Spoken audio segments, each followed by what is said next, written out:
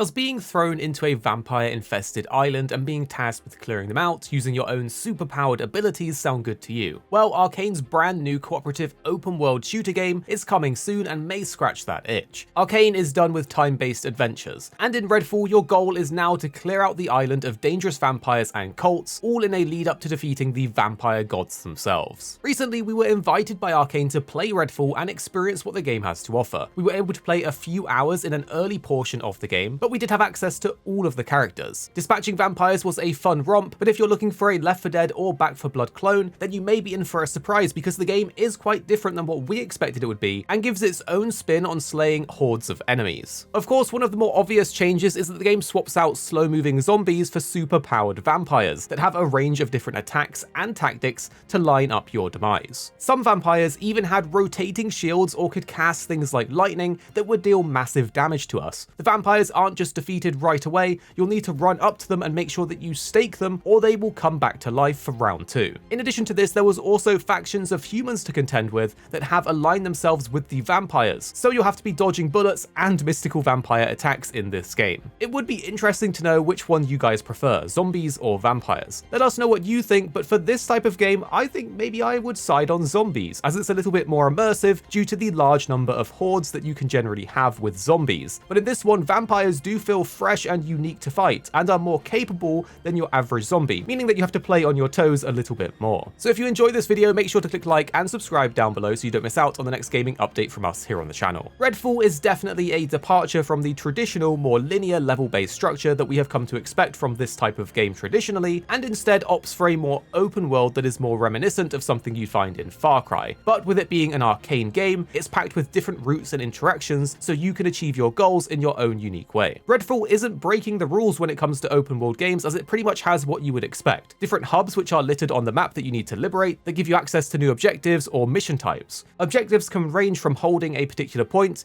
to clearing a vampire infested location, and we even had to retrieve some popcorn from a cinema to fix our own machine in one of the safe houses. One thing that adds an extra element of intensity to the game is that the more objectives you complete and the more that you disturb the vampires, this will actually cause the vampires' gods' eyes to focus on you, and they will start to send some of their more powerful units and vampires after you, such as the Rook. Within the demo that we played, it was unfortunately only single player, so we weren't able to experience the game in co-op, and that also meant that we weren't able to get meaningful time in with all 4 character classes in Redfall. We do know that each of the characters has their own playstyle and their own unique abilities which can be customized as you progress through the skill tree. You have Devinder Dev Krausley, who's an internet famous paranormal investigator. He's also an amateur cryptozoologist and an inspiring inventor.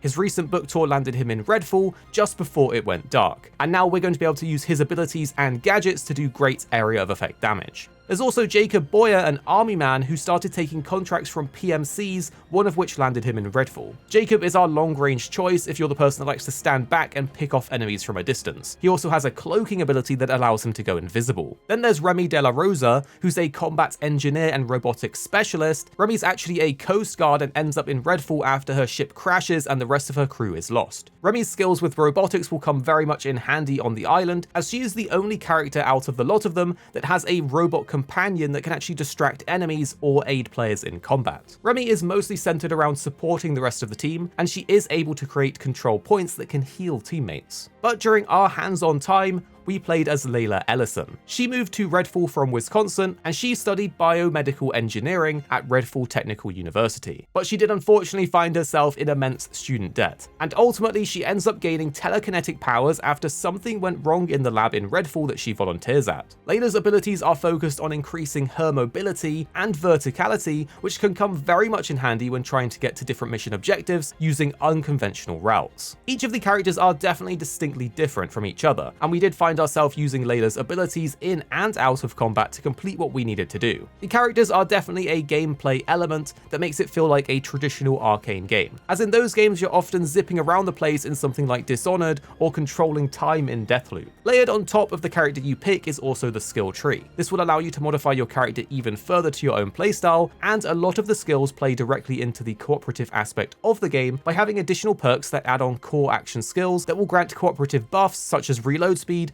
movement buffs and more. The developers did say at the event that players will need to invest wisely, as you will not be able to completely max out the skill tree, which seems to have become the norm in other games where players can just simply max out the entire skill tree in a single playthrough. Of course, in the demo we played, we weren't able to unlock a lot of the skills ourselves, because we had a very limited amount of points to use for the perks and stat buffs. So we are hoping that there is going to be more unique gameplay changing nodes in the skill tree later on at higher levels. As for us, this is what adds another layer of enjoyment in the character building side of the game, but that being said, there were a few super unique and quirky abilities that we did encounter, one of which is Layla's vampire ex-boyfriend, which summons her ex-boyfriend back from the dead, who is still in love with her to fight alongside her, and he does deal some big damage too. One of the main draws of Redfall though was definitely the weaponry and the loot that you can find. These are often found in caches or dropped on the floor. We got to experience a real range of weapons, such as machine pistols to snipers, but it seems like the best ones you'll get will be from defeating the game's most difficult enemies, because after defeating the Rook,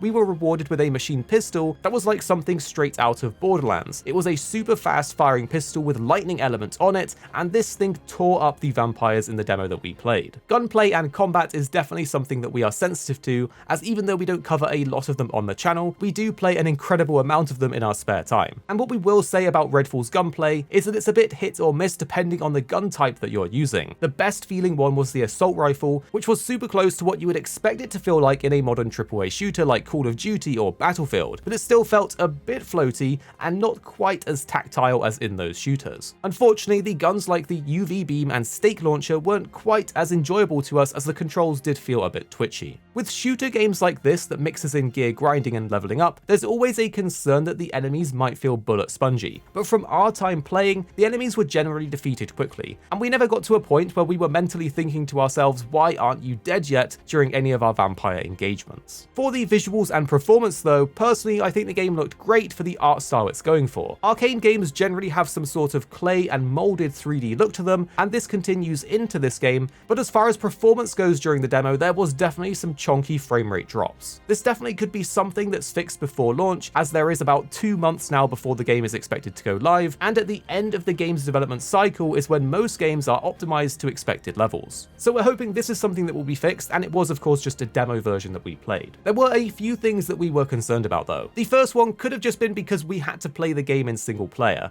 but there was definitely some strange difficulty spikes where 95% of the enemies were fine to kill, but then there would be one enemy that would just absolutely clap you out of existence instantly, which was annoying as every time you died you had to walk back from a checkpoint, which was generally pretty far away. The next thing is that some of the dialogue was definitely very cheesy, and after games like Forspoken, we know that some people will be put off by this. In addition to this, we did find the gameplay loop to be enjoyable in what we played, but we can definitely see other people finding this to be repetitive or stale depending on how long you play the game for. We've definitely seen some of these gameplay objectives in other games like Destiny and Far Cry for ages now, so it's not like you're doing something unique when it comes to the objectives themselves. I definitely think some people might be burnt out on the Ubisoft open world design that is similar to the world design in Redfall. All in all, even though the game was very different to what we were expecting, as it was more of a mix of Far Cry, Destiny and Left 4 Dead altogether, we actually really enjoyed our time with it, because while its components aren't new, the mix of them together creates something fresh. We definitely haven't played enough of the game to say if the game is worth spending the full game price on, or if the overall game package is going to be good. But with the game being on Game Pass itself on day one, it's a no-brainer to try it out at the very least. We feel this is going to be one of those games where you can jump on for a chill gameplay session with some friends as you hop on and have some fun together taking down vampires. And even though we only got to play it in single player, it definitely looks like it will be one of those games to play with friends,